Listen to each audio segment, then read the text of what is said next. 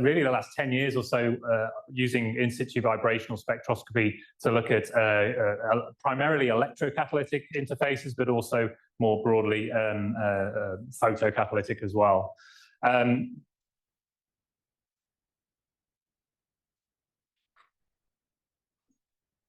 Is this actually plugged in? It was working a minute ago, right? Basically, I've got one slide. This needs to be. There we go. Oh, wait, no, it's this one. So. Got you. Thank you. Cheers. Great, thank you.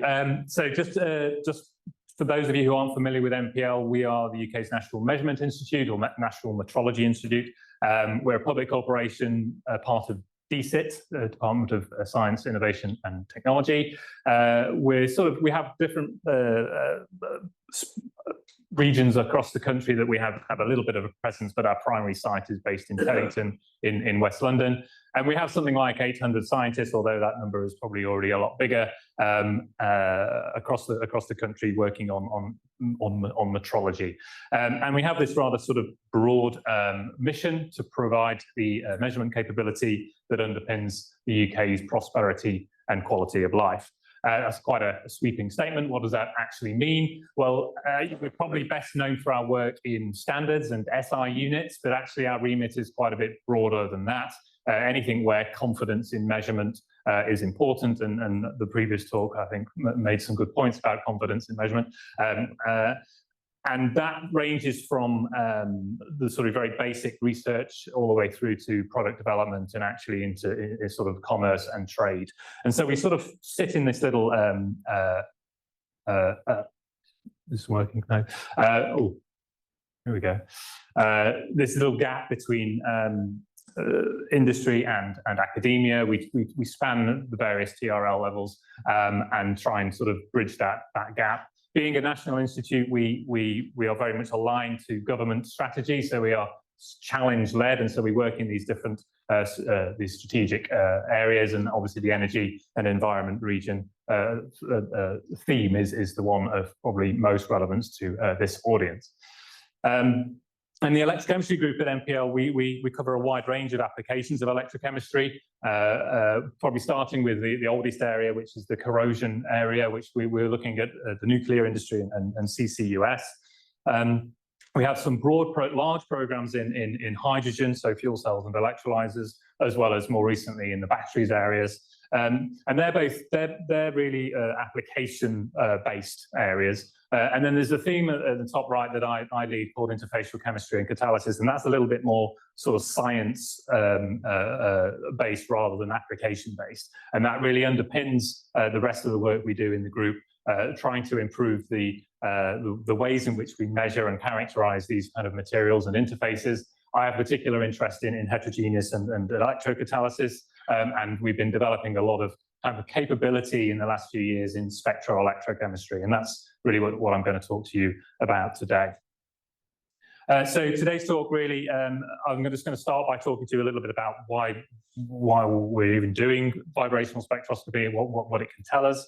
Then I'm going to demonstrate this by way of just a couple of case study examples relevant to the hydrogen technologies area, so fuel cells and electrolyzers. And then I'm going to talk a little bit about how we can use surface enhanced methods to really probe interfaces using a technique called shiners and also a technique called TERS, and I'll explain those to you as they come up. So vibrational spectroscopy then, I'm hoping I don't need to really explain to you what it involves, but ultimately we're probing the vibrational structure of a system, and we're interested in both infrared and Raman. On the infrared side, we're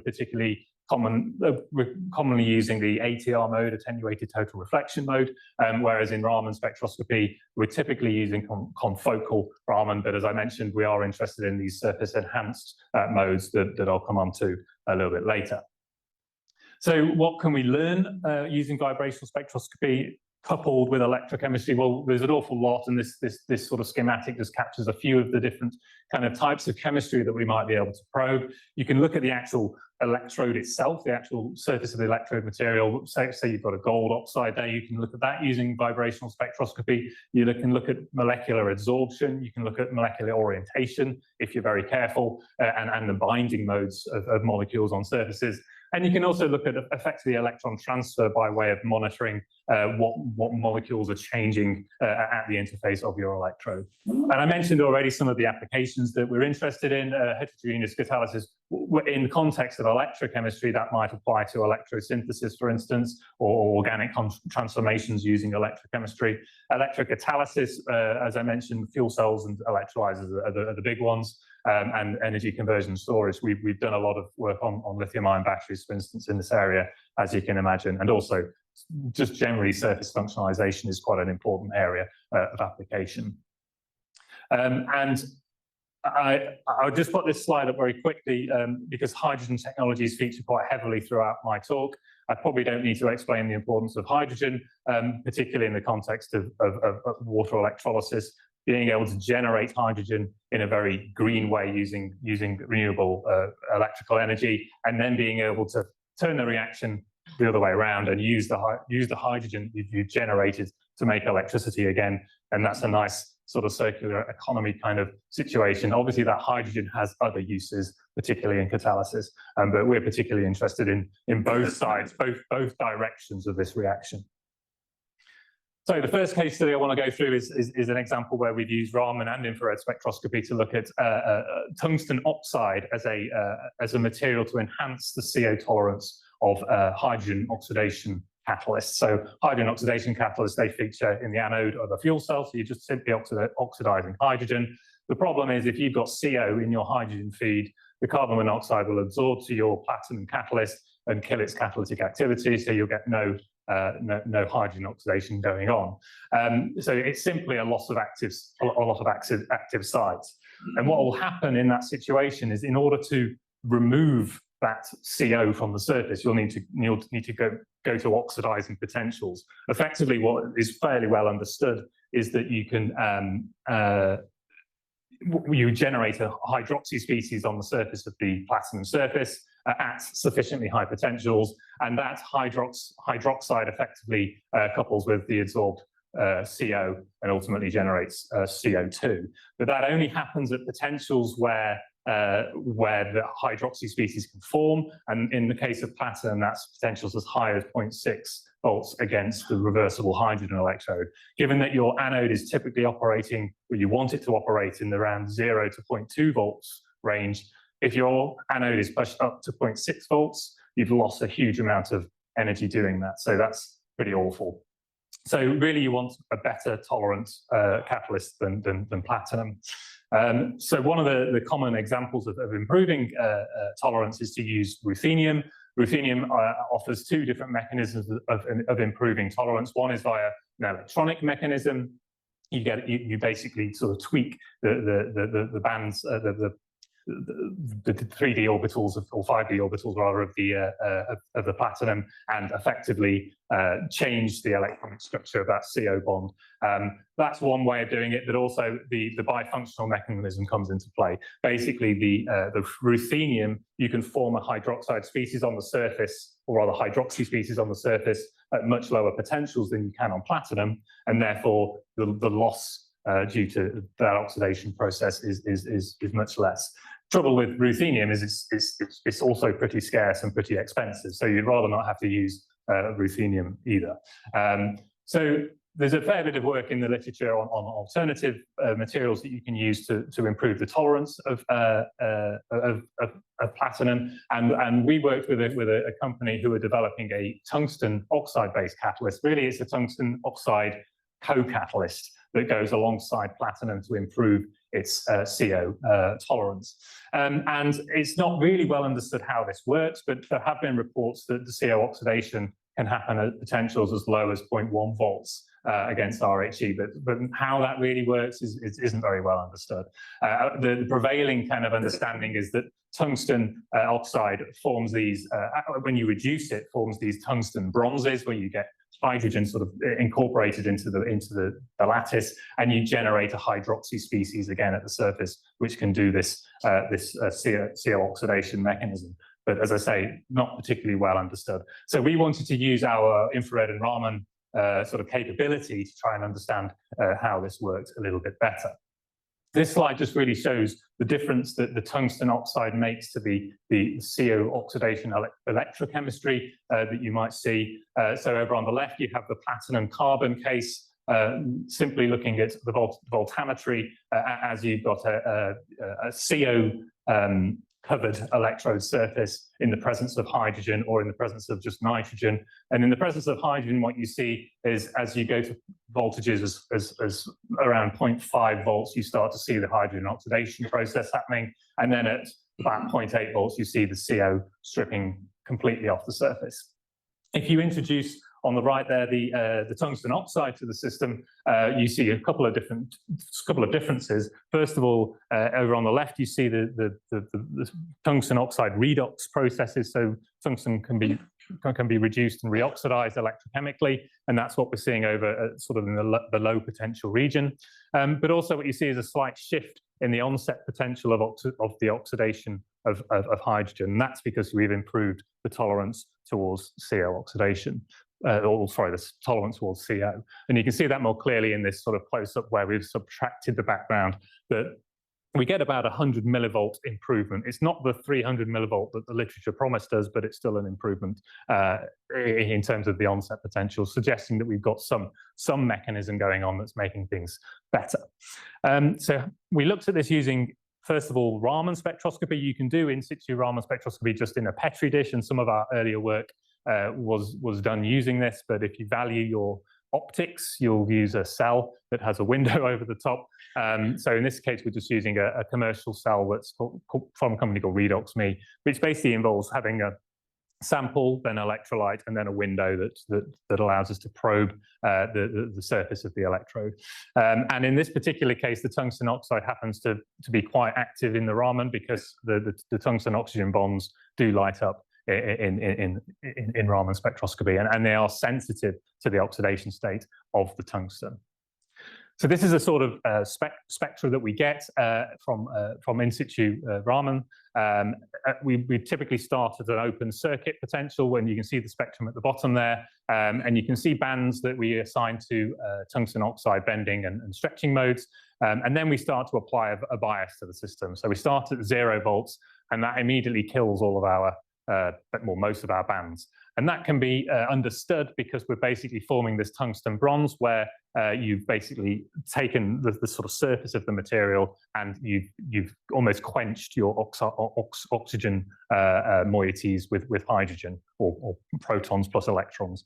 And then as you increase the potential, you basically grow your bands back again, and eventually at 0.3, 0.4 volts, you get your original tungsten oxide back in its +6 kind of oxidation state. So you've got your fully oxidized tungsten oxide back. So I think we think we understand what's going on here. The key mechanism is that there's something that's it's just returning back to its original state at around 0.3 volts. You can look at it a little bit more quantitatively if you just extract some data from those spectra. If you look at the relative peak intensity at the bottom there, you see it actually follows kind of a stepwise transition where we're going through different phases of this tungsten bronze, and eventually at about 0.3 volts you go from a very low intensity to a very high intensity. So it really just sort of is a very, very sudden, abrupt change. And you can also look at the peak position of one of the tungsten oxygen stretching frequencies, and you see that that's also undergoing a sort of a sudden stepwise shift as we're changing from a pure tungsten oxide to this tungsten bronze situation. But it all seems to revolve around, the biggest change seems to revolve around something happening at about 0.3 volts. So we wanted to explore this a little bit further. So we then moved on to infrared spectroscopy. Again, in this case, we're using the attenuated total reflection mode, where we come in through the reverse side of a internal reflection element, and we've got our catalyst deposited on the top of that reflection element, and we're basically going to put our catalyst on top of that silicon crystal in this case, saturate it with carbon monoxide, and then purge purge the system with nitrogen, and we're doing the experiment in an acid electrolyte again. And then we start to play with the voltage of the system. So we apply a bias to our cell. And there's a lot going on here, but if you compare the platinum-only case to the platinum carbon with tungsten oxide as well, you can see probably the biggest change is the line shape of the linear bonded CO on the surface is quite dramatically different in the two cases. That immediately points to potentially some kind of electronic effect, which is changing the sort of distribution of electronic states in your platinum carbon or platinum carbon monoxide and a bond. The other thing that happens is as we change the potential in the system, we see a shift in the peak position, which is very well understood as the Stark tuning effect, where you basically withdraw electron density from your CO bond and change its vibrational frequency. And then you also see, as you go to higher potentials, a loss of intensity, because you're basically stripping the CO from the surface of your platinum. And that seems to be happening to a large extent in both cases. Again, you can look at it a little bit more quantitatively. If you look on the left-hand side, you can see the peak position, so the wave number, and you see at very high potentials, the two systems with and without tungsten oxide are equivalent, so not a lot is different. But then as you go to lower potentials, you see that the tungsten oxide case, you see a sort of a decrease in the peak wave number, whereas in the case of the platinum without the tungsten, it's the wave number is higher. So there's clearly an electronic effect happening there that's causing the sort of deviation in the behavior.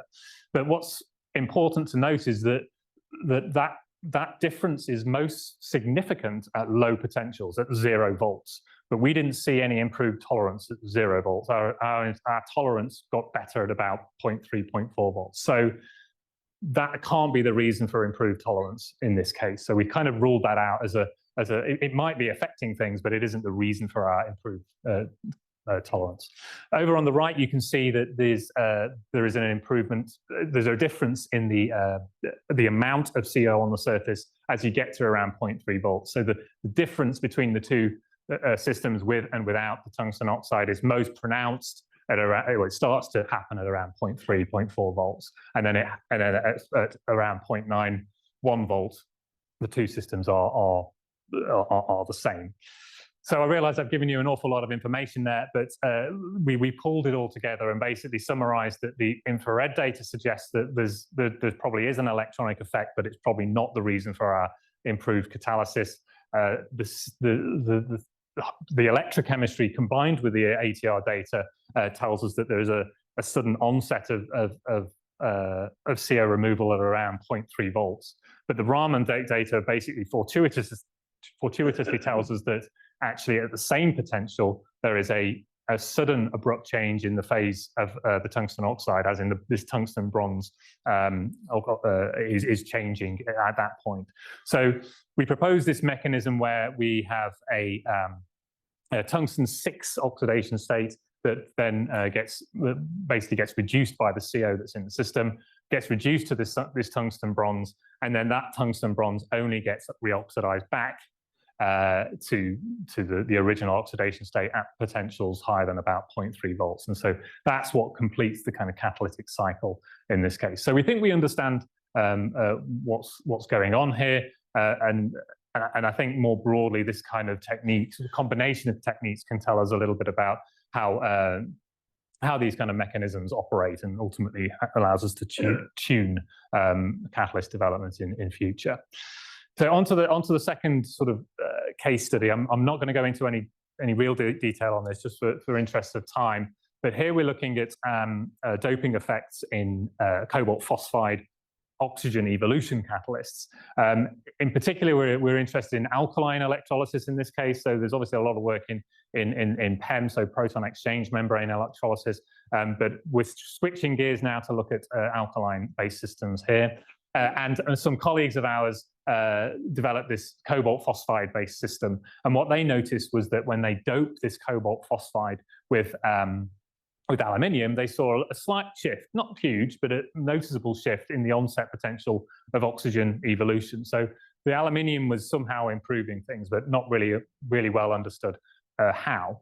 But what we noticed was that at the same time as increasing or reducing the over potential for oxygen evolution, if you look at the graph on the right, the capacitive response for the aluminium doped system was about 4 times higher than for the undoped system, which basically tells us the surface area of the aluminium doped system is about 4 times higher. Which, if you then normalize your electrochemistry to that surface area, it turns out the aluminium actually makes things worse on an intrinsic catalytic activity level. But that doesn't matter, because ultimately we're interested in what the catalytic activity per unit centimeter square is. So ultimately, if we've got a piece of material that can do more, then it doesn't matter whether the intrinsic activity isn't as good. But still, we wanted to understand why it was better.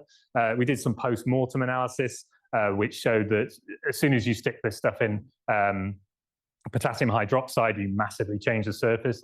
That's no big surprise. You get all kinds of hydroxides and oxyhydroxides on the surface.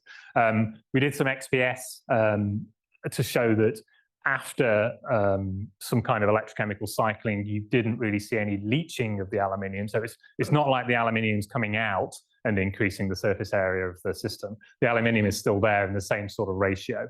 So what we really needed here was an in situ method, and that's where the in situ Raman came in. And so, just a long story short, really, if you can look at the spectra, you probably squint and basically see 2 identical sets of data. There's not a lot of difference between the two. As you go up into high potential, so the oxygen evolution region, you start to see evolution of these oxyhydroxide bands and also amorphous cobalt oxide bands. But that seems to be happening in both cases. And if you think about if we're looking at oxygen evolution conditions, so up at 1.45 volts, the two systems look almost identical. So under the actual operating conditions of electrolysis, these two things look the same. The subtle difference is actually at low potential. So about 0.5 and 0.9 volts, you see a peak over around 700 wave numbers. And that peak is actually assigned to a spinel phase of cobalt oxide. So the subtle difference between these two systems is not what the end result is, but it's how it's got there. It's the fact that the aluminium doped system has actually oxidized via this highly structured spinel phase, which is then basically cracked up and formed a very, very high surface area electrode. So that's what we believe is the reason for the difference in behavior. It's not the end result, but the process by which the oxidation actually happened. And this is just showing the fact that actually cobalt oxide and aluminium doped cobalt oxide both form quite nice spinel phases.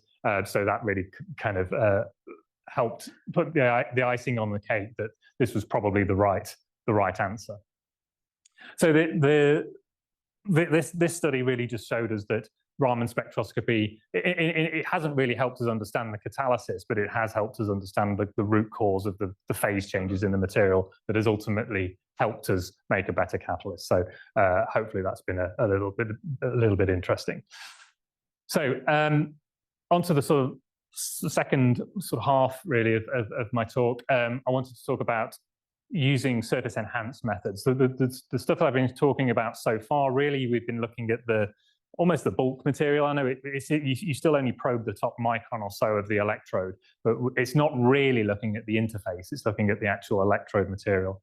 If you really want to look at the interface, you need to use surface enhanced methods. And I'm going to tell you about some work we did, first of all, using a technique called shell isolated nanoparticle enhanced Raman scattering shiners. I should say that the vast majority of this work that I'm going to present was done as part of a PhD studentship with Gary Attard, who was at Cardiff back many years ago. He's now at Liverpool, but the student Xiao Lang, who is in the audience, is acknowledged for all of this work because it's all his. So a little bit of a primer in terms of what surface enhanced Raman is. So basically, when you shine a laser in the optical, in the visible wavelengths at around 532 is a typical Raman excitation laser.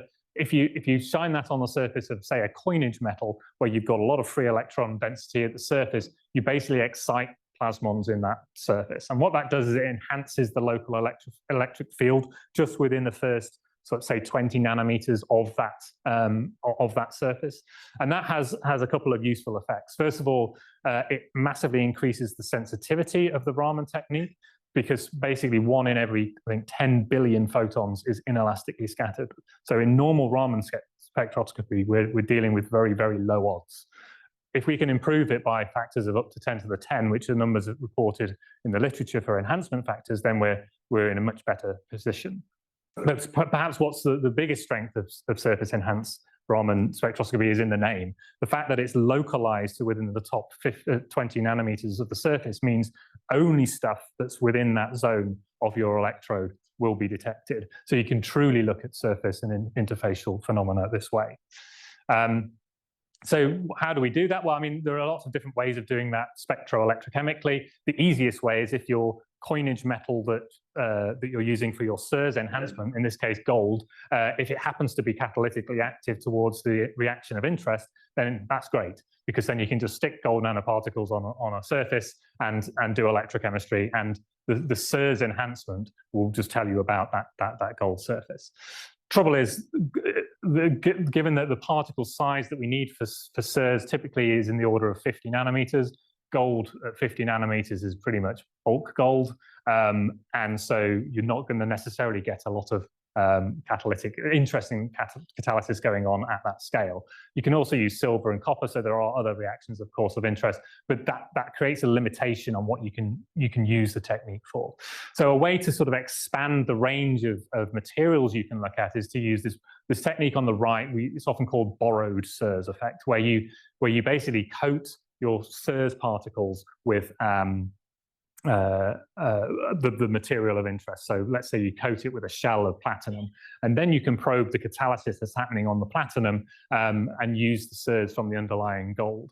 But again, there are a lot of reasons why that might not be ideal. First of all, you've got to be able to deposit a very thin shell of platinum or your catalyst onto the surface of the SIRS particle. Also, you don't know whether the gold is messing with your catalysis, because if you've got a gold platinum interface, that's almost certainly going to be changing the electronic structure of that platinum. So you can't really independently use this on its own.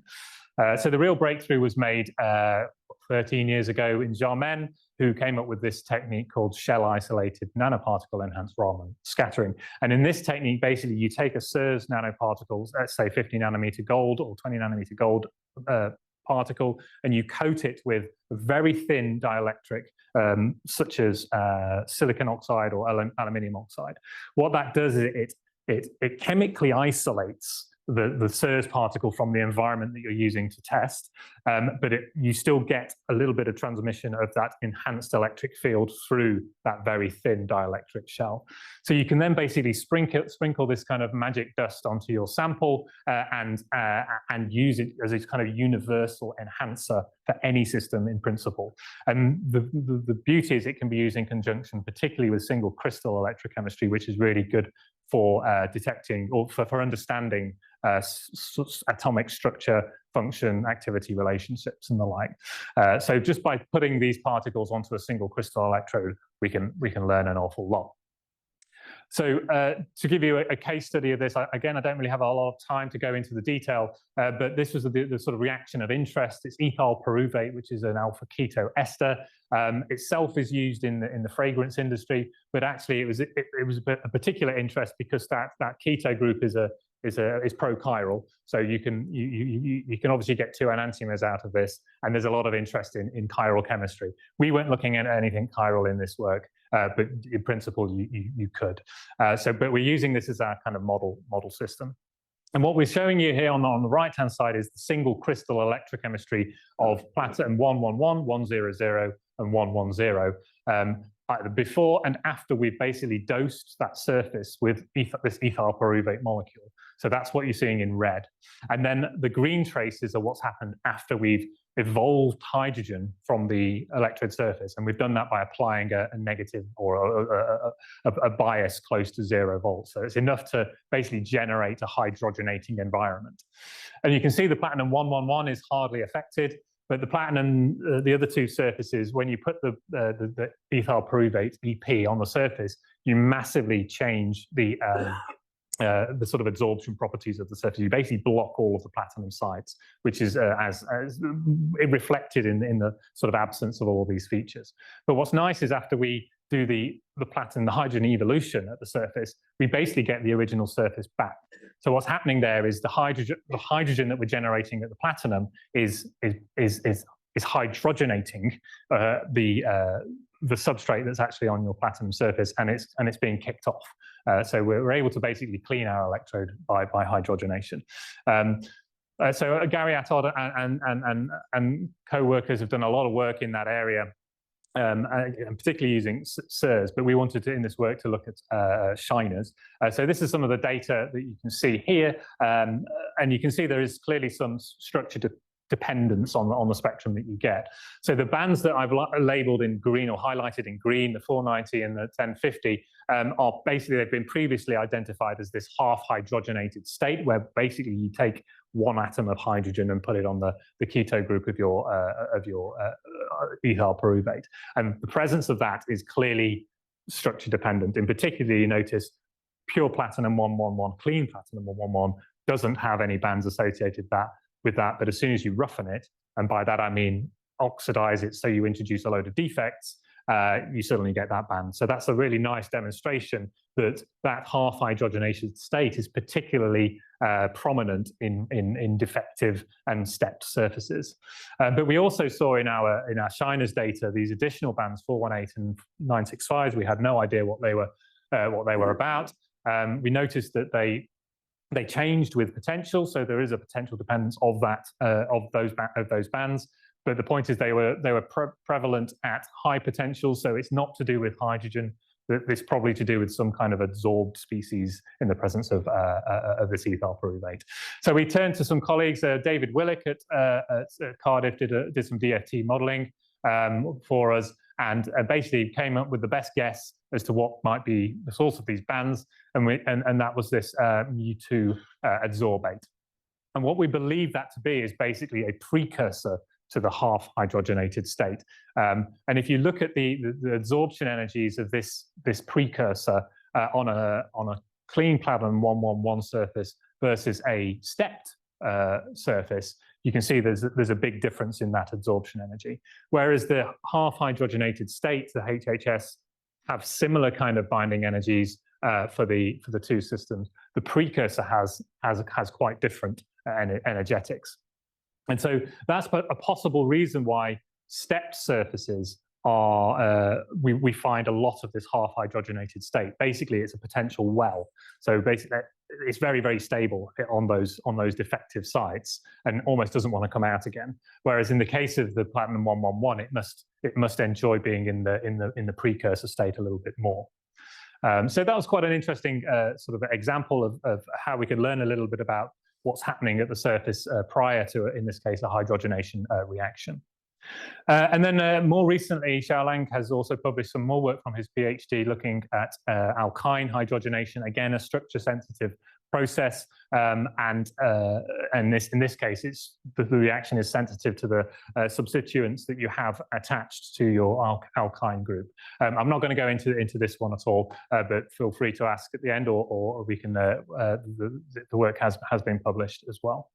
And also, very, very recently, some other colleagues of mine at Strathclyde University have looked at an alternative coating method for these shiners particles. Again, I haven't got time to go into the details, but rather than using a dielectric like alumina or silica, you can use polymeric species. So there are ways forward for that technique. So finally, I just want to touch upon some work we've been doing. It's actually some quite old work, actually, but we're still keen to push the technique a little bit more on tip-enhanced Raman spectroscopy. So the problem with the techniques that I've talked about so far is you're basically diffraction limited. So the best spatial resolution you can really hope for is micron scale, maybe submicron if you're really, really careful. What we'd obviously like to do is be able to do spatially resolved spectroscopy at the kind of nanometer scale, and tip-enhanced Raman is a way to do that. So what we can do is basically do SIRS at the very apex of in this case, AFM tip, or you can use a STM, so scanning, STM tips. Basically, it doesn't really matter how you control the feedback and how close your tip is to the sample. Really, all it is being able to bring that plasmonically active apex close to your sample. So what you do is you use, in this case, AFM to basically contact your sample surface, and you excite that plasmon at the very, very apex. And so you can get spatial resolution that is defined by your geometry of your tip, which could be in the tens of nanometers. I've seen reports of nanometer scale resolution too. But of course, it's quite challenging, as you can imagine. In this case, we use some a photocatalytic reaction rather than an electrochemical one, just because it's a little bit easier. We use this model reaction where you use aminothiophenol, ATP, and you can use oxidative coupling of that to form the azobenzene. And the beauty of that reaction is that the azo groups light up quite nicely in Raman, so you can track the reaction quite nicely using Raman spectroscopy, and that is catalyzed on silver, but other surfaces as well. The problem with it being catalyzed on silver is that we're using silver as our probe. So we showed actually that just by touching our clean probe to an 4-ATP surface, we could actually see reactivity at that apex, which is a nice sort of interesting observation, but it means we can't independently study catalysis if our probe is catalytically active. So what we did was we took sort of a leaf out of the Shiner's book, which is to coat our catalytically active or our plasmonically active tip with alumina in this case. So just a couple of nanometers of alumina, enough to chemically block the catalysis, but we still get the electronic electric field enhancement that gives us the SIRS effect, and we see quite clearly that we don't get any chemical reactivity. So we've managed to chemically sort of isolate that. And then we applied this to a kind of patterned surface. It didn't work as well as we'd like, but what we did was we patterned a surface, a glass surface with bits of silver, and then like pockets of silver, and then we modified that silver with this ATP molecule, and then we did some TERS mapping. And as you can see from the sort of maps in the bottom left, you've got different hotspots of reactivity, and the spectra show that some regions have done the full reaction to the DMAB molecule, and some regions haven't. So we are basically looking at different reactivity levels across the surface. Something more recently was done with Bert Weckhuizen's group in Utrecht, again as part of a collaborative PhD studentship, where we developed an alternative coating, in this case using zirconia, to prevent the silver of your AFM probe from getting in the way. And in this case, it was used in a liquid droplet, just to show that in principle that we're moving a step forward, even if it's just a tiny step at a time, towards actual reactive chemistry. And again, we're able to show that the surface has different regions of reactivity corresponding to presumably structural variations or atomic structural variations across the sample. And then really finally, we've sort of extended this tip-enhanced Raman spectroscopy to tip-enhanced fluorescence microscopy. So normally, when you're doing Raman spectroscopy, fluorescence is a real pain, because it usually gives you very broad baselines, and it really gets in the way. But fluorescence microscopy itself is actually quite a useful technique, and Bert Weckhuizen's group have shown you can use this thiophene reaction to basically stain the acidic sites in zeolites for FCC type catalysis, and basically use fluorescence microscopy to detect where that staining molecule has basically formed this polymeric fluorescent species. The challenge with normal fluorescence microscopy is it's again typically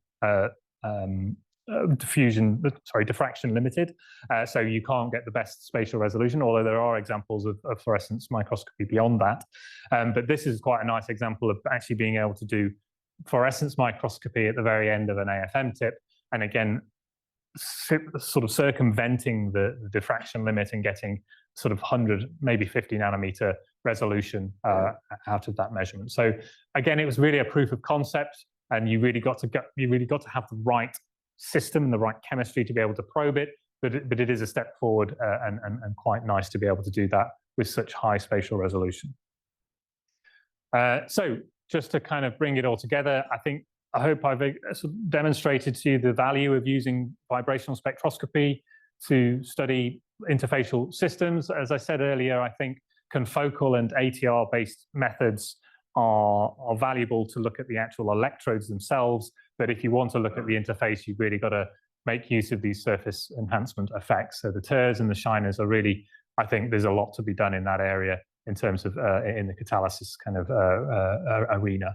And ultimately, they should be able to provide us with the structure performance relationships that we ultimately crave. So just to wrap up, lots of people contributed to the work over the years. I mentioned Xiaolang, but and I won't name any other names, but we've had a number of collaborations and a number of funding agencies. So I'll leave that up there and stop, and thank you for your attention.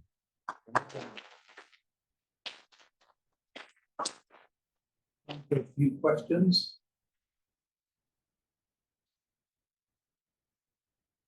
See, I've got a question.